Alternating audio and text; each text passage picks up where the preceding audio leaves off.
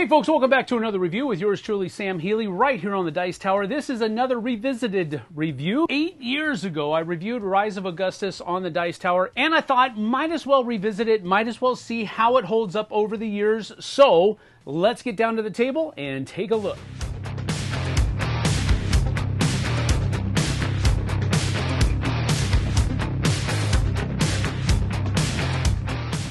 How the game works is really simple. On your turn, there is going to be what they call a town crier, and they're basically going to stick their hand into this bag.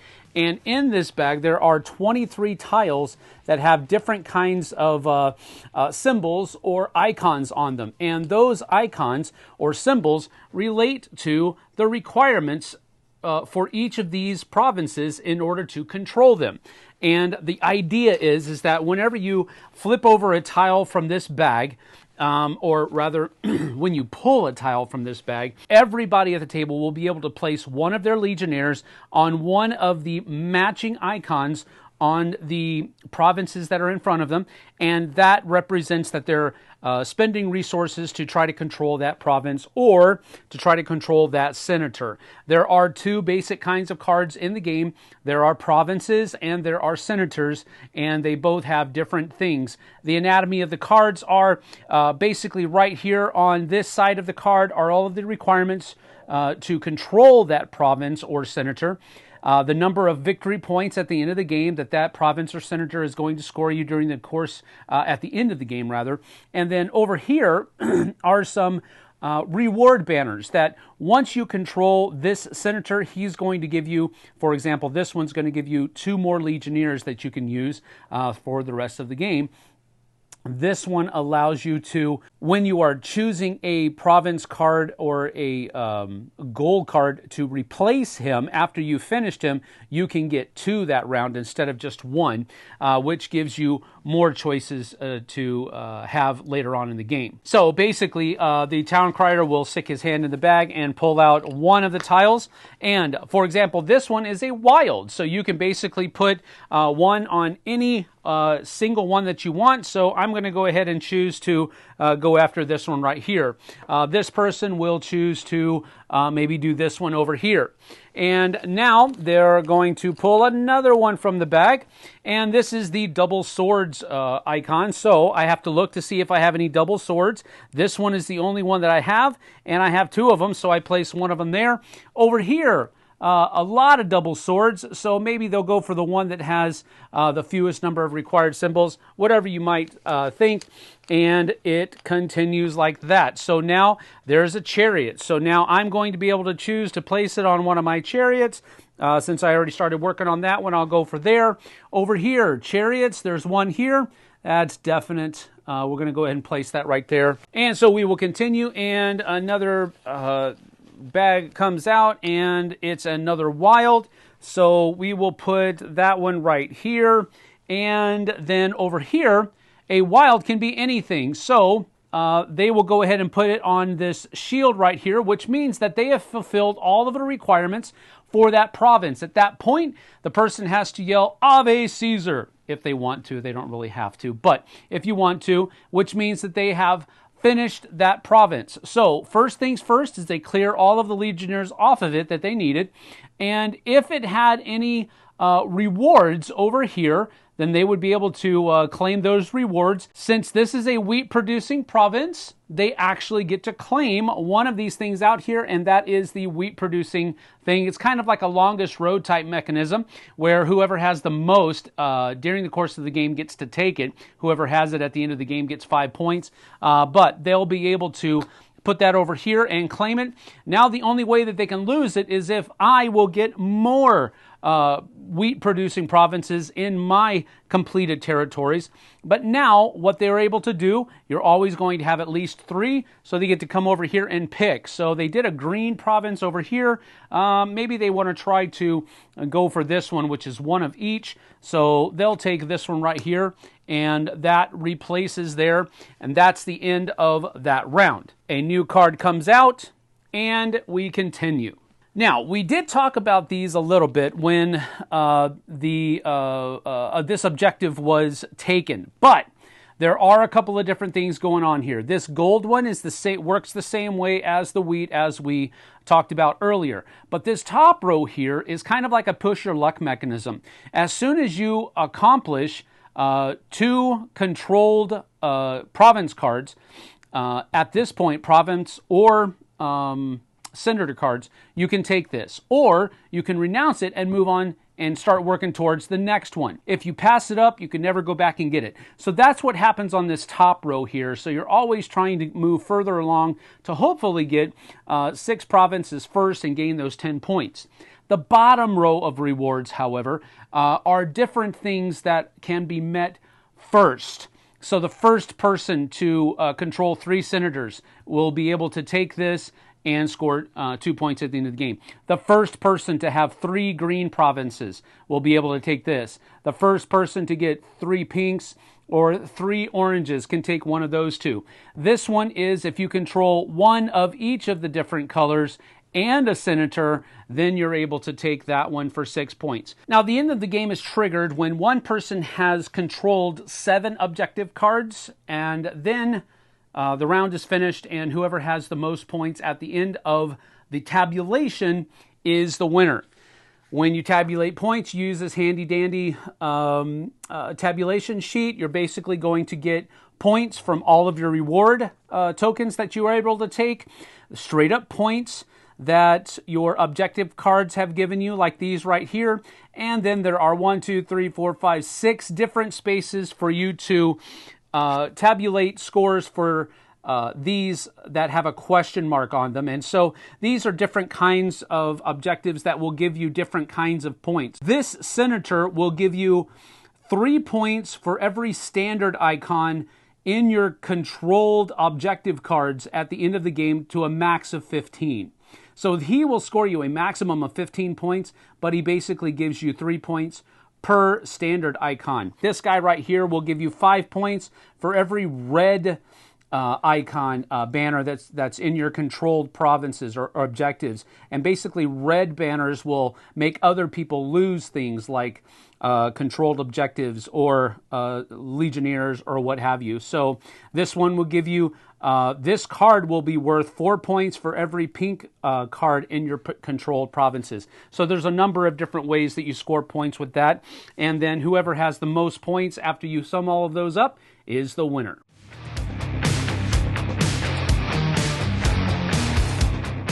So that's about that for Rise of Augustus. It's not a very difficult game at all. I have affectionately called this Gamers Bingo or Roman Bingo over the course of the years, and really that kind of holds true because all you're really doing is you are pulling a token out of a bag and you get to place one of your legionnaires on a icon on one of your objective cards that matches that icon.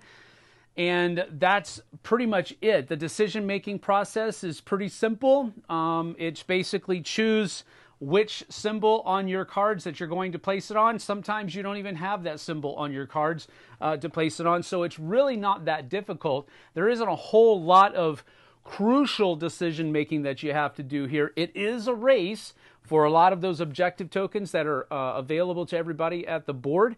And there is a cool amount of push your luck in those other reward cards that are down there. But really, what you're trying to do is you're trying to accrue the most objective cards that will give you the highest number of points by the end of the game, hoping that you'll be able to get more, be the one that ends the game with 7 and not have to try to get a lot of points with fewer cards. But it's really a simple game. It's not difficult at all. Very simple to teach, very easy to play.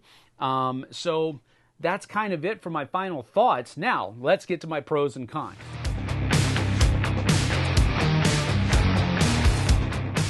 My very first pro of the game is very simply, the artwork. Artwork is great because it's done by my favorite artist, Vincent Dutrait, and I've always said it, games that look better are more fun to play. Would this be as fun if it were just numbers, just letters, just this and just, no, probably not. It wouldn't be as fun, but because there's some nice looking artwork out there, because it has that Roman theme that's wrapped around it, it's just a little bit more fun to play than something that wouldn't have all of those aesthetic elements wrapped around it. So that's my first pro, and you kind of knew it was coming. Vincent Dutrait's artwork knocks it out of the park every single time, so that's my first pro. Second pro is absolutely ease of play. Not difficult at all. Hardly, no downtime at all, except for when you're trying to determine where you're going to put your Legionnaire. But even with that, there's very limited options. It's not like you have to really think, is it going to be better for me to put this here or better for me to put this here? One of the things that they do include in the components is this little distribution player aid, basically, that basically just tells you how many of each of those different icons are in that bag. So that helps you make those decisions. Well, do I put it here or do I put it here? Well, there's fewer of that icon in the bag, so maybe I want to go ahead and cover that up now instead of waiting for it to come up later. Those are really the kinds of decisions you're making. It's super simple gameplay, and that's one of the things that makes it pretty cool, in my opinion. My third pro of the game are the two different kinds of reward tokens that you have out there. You have one that is very much a push your luck race to try to get to that 10 points by getting 6 objective cards first. And the other one is, the other row is basically, once you achieve this, you get to take this a reward icon or reward token. And so I like that. There's also a third kind where it's kind of like that longer road mechanism from Catan, where as soon as I have the most, or the first person to build a wheat, the first person to control a province that produces wheat, or the first person to control a province that produces gold, gets to take both of these.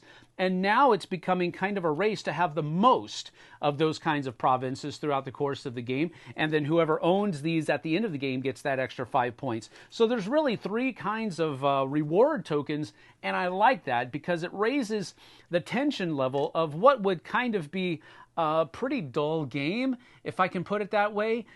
It adds or instills some tension there that's really necessary, so I think they did a great job with that. My fourth pro of the game is component quality. Now, I've owned this game for going on 8 or 9 years now, and I have to say, while I haven't played it every week out of those 9 years, or 8 or 9 years, the component quality still holds true.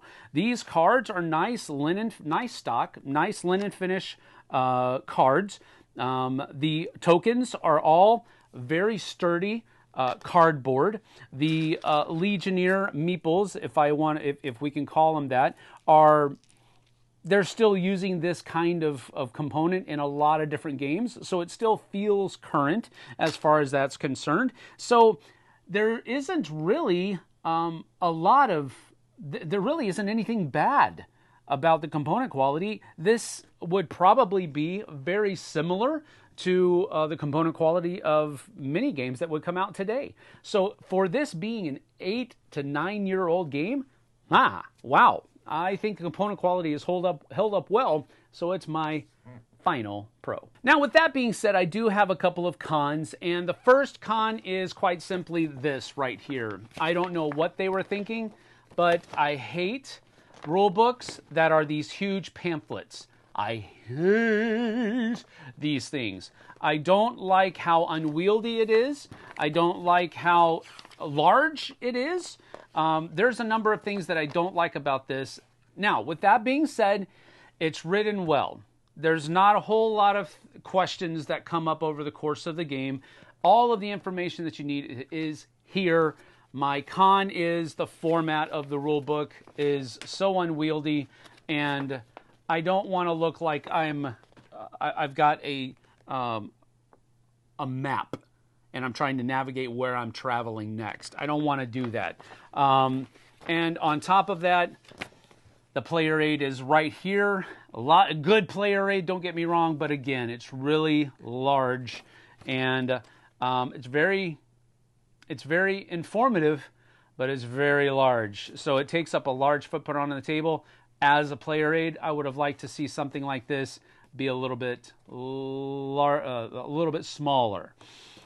So that's my first con of the game. My second con of the game is this mechanism right here.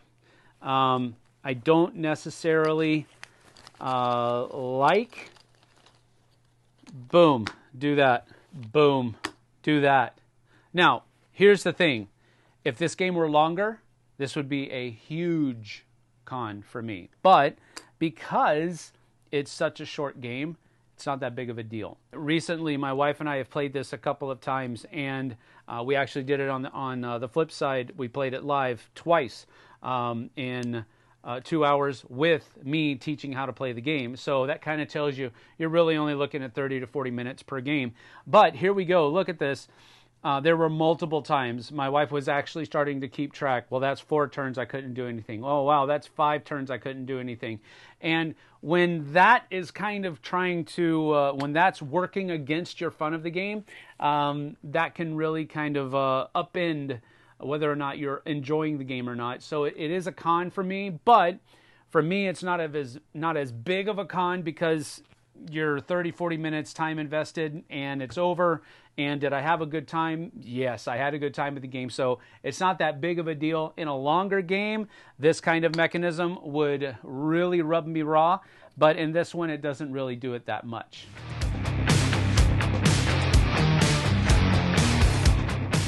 Now, as far as my rating is concerned, when I reviewed this on the Dice Tower 8 years ago, I gave it 2 thumbs up for a gateway game type game where if you have new gamers and you're not really sure what they're going to enjoy, bingo is one of those things that everybody kind of already understands.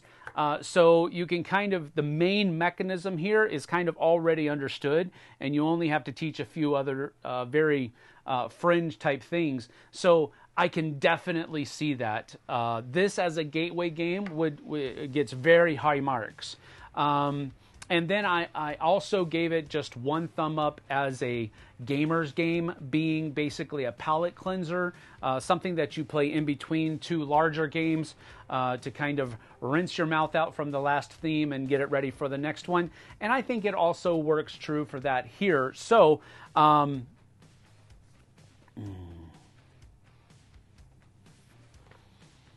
me see, do I have this ranked?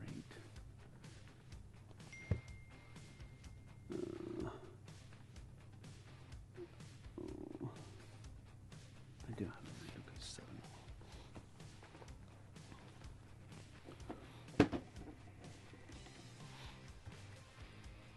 As far as a ranking is concerned, I have it ranked right now on The Geek as a 7 out of 10, and I think that's basically going to hold true. I think this is very much a 7 out of 10. For me specifically, the average on The Geek is like a 6.7 or something like that.